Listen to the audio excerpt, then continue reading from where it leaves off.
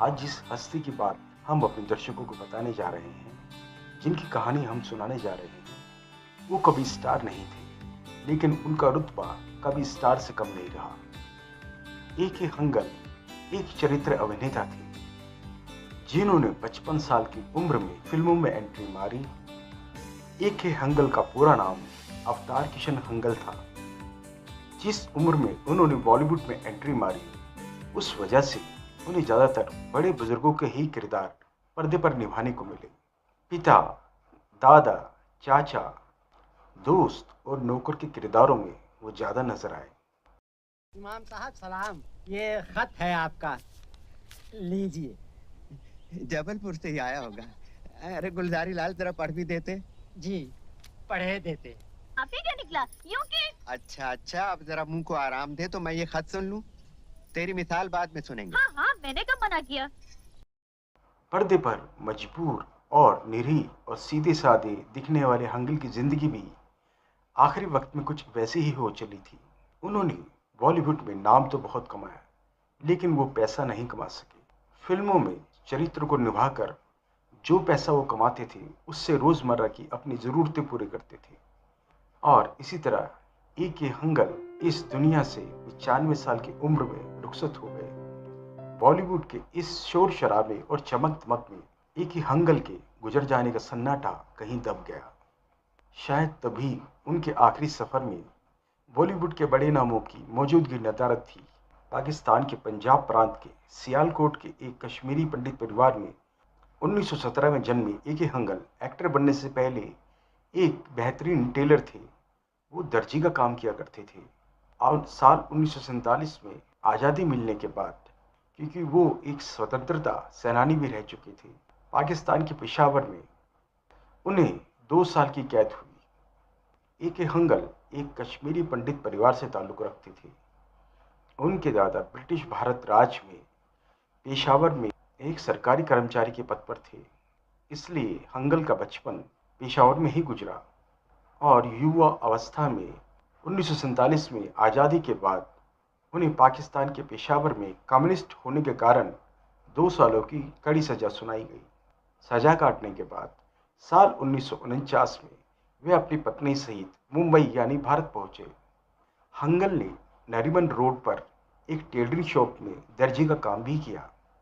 उसके बाद वो बलराज साहनी और कैफी आजमी के नाटक संस्था इप्टा में आने जाने लगे, और यहाँ उनका परिचय बलराज साहनी और कैफी आजमी से हो गया, और वो नाटकों में अपनी उपस्थिति दर्ज कराने लगे, जहाँ से उन्हें अभिनय सीखने का मौका मिला और उनका अभिनय दिन ब दिन निखरता गया। और इस तरह काफ़ी इंतजार करने के बाद हंगल साहब को 55 साल की उम्र में हंगल साहब को मिली बासु भट्टाचार्य की साल 1966 में बनी फिल्म तीसरी कसम, जिसके हीरो राज कपूर और हीरोइन वहीदा रहमान थी। और इस तरह ये सिलसिला चल निकला। रंगमंच पर हंगल की एक्टिंग से प्रभावित होकर मशहूर डायरेक्टर ऋषिकेश मुखर्जी ने उन्हें अपनी फिल्मों में मौका दिया, और उसके बाद ये सिलसिला लगातार चलता रहा। लेकिन दादूजी, इनाम तो 98 का था, लेकिन पूरी का पूरा एक साथ देने का वायदा थोड़े किया था। ले, रख बाकी का बाद में तो। साल 1975 में बनी फिल्म शोले में अंधे इमाम साहब का किरदार और उनके डायलॉग इतना सन्नाटा क्यों है भाई, कौन भूल सकता है। फिल्म शोले के दौरान उनका निभाया गया रहीम चाचा का किरदार इतना पॉपुलर हुआ कि सारी जिंदगी के लिए उनकी पहचान बन गया। कौन ये बोझ नहीं उठा सकता भाई? जानते हो दुनिया का सबसे बड़ा बोझ क्या होता है? बाप के कंधों पर बेटे का जनाजा। फिल्म शौकीन में रंग मिजाज बुजुर्ग इंद्रसेन उर्फ एंडरसन के रोल में हंगल बेमिसाल। फिल्म अवतार, शौकीन, गुड्डी, नमक हराम, बावर्ची, अर्जुन, सात हिंदुस्तानी में अपनी एक्टिंग से अलग पहचाने जाने वाले हंगल ने 45 साल लंबे कैरियर में 200 से अधिक फिल्मों में काम किया। हाल के सालों में हंगल साहब फिल्म लगान, ये दिल मांगे मोर और अमोल पालेकर निर्देशित फिल्म पहेली, जो साल 2005 में रिलीज हुई, हंगल साहब की आखिरी फिल्म थी। साल 2006 में हंगल साहब को फिल्मी दुनिया में उनके उत्कृष्ट योगदान के लिए पूर्व राष्ट्रपति APJ अब्दुल कलाम आजाद ने पद्म विभूषण से सम्मानित किया गया। A.K. हंगल के पिता को थिएटर देखने का बहुत शौक था और बचपन में A.K. हंगल उनके साथ जाया करते थे। उनके पिता नाटक के बहुत शौकीन थे।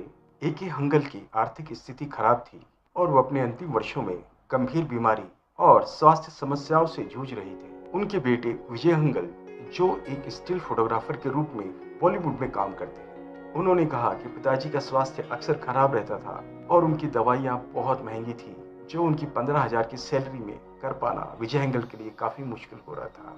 और A.K. हंगल की पत्नी मनोरमा डार का निधन ये बुरे दिन देखने से पहले ही हो चुका था। A.K. हंगल साहब जब भी स्क्रीन पर आते थे तो उनकी उपस्थिति से एक सकारात्मकता, एक पॉजिटिविटी स्क्रीन पर फैल जाती थी और दर्शकों का मन मोह लेती थी। उन्होंने बॉलीवुड में काफी लंबे समय तक काम किया और वो दर्शकों के दिलों पर छाए रहे। हम हिंदी सिनेमा जगत के दर्शकों और अपने चैनल बॉलीनट्स की तरफ से उनको नमन श्रद्धांजलि प्रस्तुत करते हैं। तो दोस्तों, ये थी आज की वीडियो एक जाने माने मशहूर चरित्र अभिनेता A.K. हंगल के बारे में। आई होप कि आज का वीडियो आपको पसंद आया होगा। दोस्तों, आज का वीडियो अगर आपको पसंद आया हो तो प्लीज़ इसे लाइक, सब्सक्राइब, शेयर और घंटी का बटन भी दबा दीजिए ताकि हमारे आने वाली वीडियो का नोटिफिकेशन आपको जल्द से जल्द मिल सके। इसी के साथ मैं आपका होस्ट संजय कुमार आपसे विदा चाहता हूँ। धन्यवाद, थैंक यू, जय हिंद, जय भारत।